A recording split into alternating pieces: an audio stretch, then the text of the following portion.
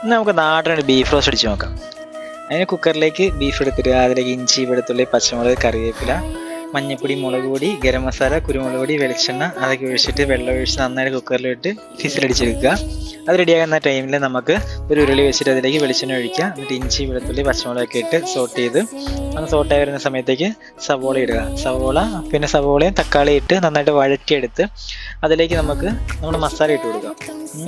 മഞ്ഞൾപ്പൊടി, മുളക് പൊടി, മല്ലിപ്പൊടി, കുരുമുളക് പൊടി, പെപ്പർ ഒക്കെ ഇട്ട് നന്ന വഴറ്റി നല്ല സെറ്റാക്കി എടുത്ത് നല്ല മുരിഞ്ഞ് വരാൻ നേരപ്പോഴത്തേക്ക് അതിലേക്ക് നമുക്ക് ഈ വേവിച്ച് വെച്ചിരിക്കുന്ന ബീഫില്ലേ, ആ ബീഫ് എടുത്തിട്ട് കൊടുക്കാം. അത് വെള്ളത്തോട് കൂടി ഇടണം. എന്നാലും ആ വെള്ളം അതിൽ കിടന്നിട്ട് വറ്റിച്ചെടുക്കണം. അപ്പോഴേ അതിൻ്റെ ടേസ്റ്റ് കിട്ടും.